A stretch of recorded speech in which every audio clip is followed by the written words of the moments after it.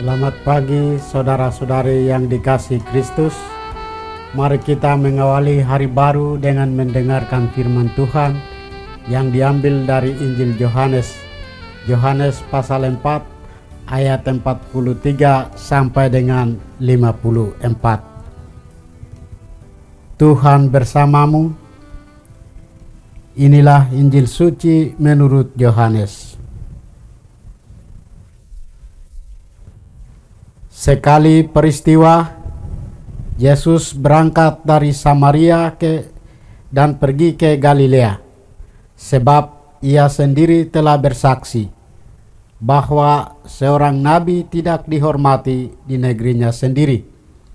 Setelah Yesus tiba di Galilea, orang-orang Galilea pun menyambut dia, karena mereka telah melihat segala sesuatu yang dikerjakan Yesus di Yerusalem pada pesta itu, sebab mereka sendiri pun turut ke pesta itu.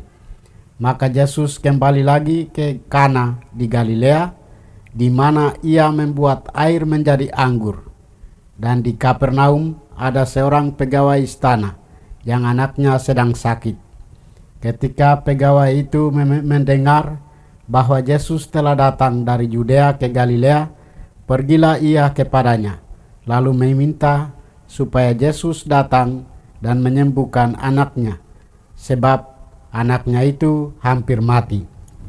Maka kata Yesus kepadanya, "Jika kamu tidak melihat tanda dan mujizat, kamu tidak percaya." Pegawai istana itu berkata kepadanya, "Tuhan, datanglah sebelum anakku mati." Kata Yesus kepadanya, "Pergilah, anakmu hidup."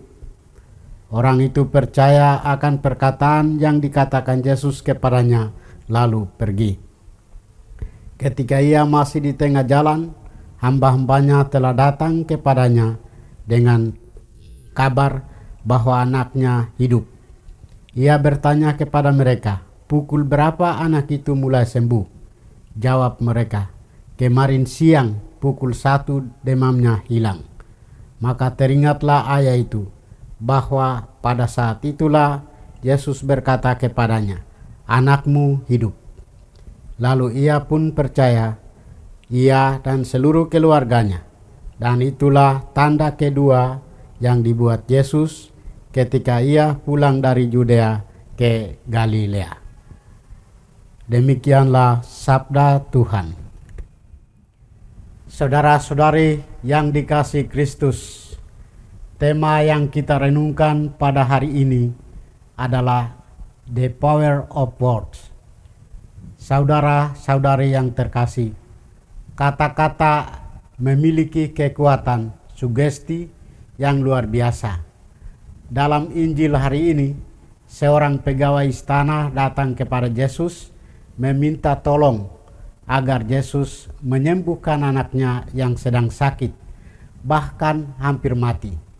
Yesus berkata, "Jika kamu tidak melihat tanda dan mujizat, kamu tidak percaya."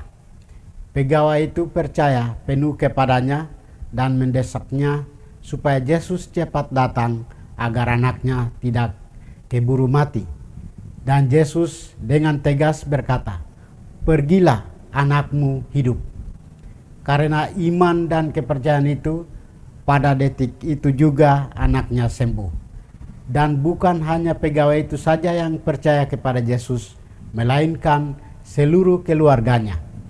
Tanda dan mujizat Tuhan kerap dibungkus dalam kemasan pikiran dan harapan manusiawi semata. Dengan demikian, setelah kita melihat tanda dan mujizat secara fisik, baru kita percaya. Satu hal penting yang lewat dari pandangan kita, bahwa tanda dan mujizat Tuhan juga bersifat rohani, menyangkut hati, pikiran, dan sikap hidup. Kadang kita tidak memandang bila semula kita pemarah dan menjadi lembut hati. Bila semula kita tidak jujur, kemudian berubah menjadi jujur. Bila semula kita malas, berubah menjadi rajin. Semua itu juga merupakan tanda mujizat dari Tuhan. Saudara-saudari, ada dua hal yang dapat menjadi bahan permenungan kita. Yang pertama, kesabaran akan memperoleh segalanya. Kadang kita merasa bahwa doa kita tidak didengarkan oleh Tuhan. Itulah yang membuat orang kecewa, putus asa, bahkan berhenti berdoa. Padahal Tuhan sudah berjanji bahwa setiap orang yang setia mencari akan mendapatkannya, dan setiap orang yang mengetuk pintu akan dibukakan. Yang kedua, memiliki sikap iman yang benar dalam hidup. Iman yang benar dalam hidup yang lahir karena sungguh percaya akan sabda Yesus, bukan karena setelah melihat atau mengalami tanda atau mujizat tertentu di dalam hidup. Yesus pernah berkata, "Berbahagialah mereka yang tidak melihat namun percaya." Saudara-saudari terkasih, kita seringkali lupa akan power of word, kekuatan kata-kata. Tanpa waspada, kita begitu mudah mengucapkan kata-kata yang mengoyahkan harga diri orang lain, melecehkan, bahkan membunuh karakter orang. Padahal di lain pihak, kata-kata juga mempunyai kekuatan dan daya penyembuh yang dahsyat.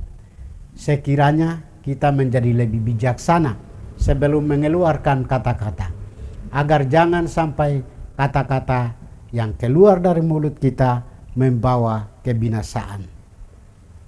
Semoga demikian. Amin. Marilah kita berdoa.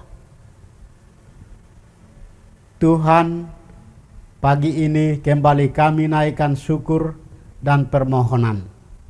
Terima kasih sudah menjaga kami saat tidur maupun bangun.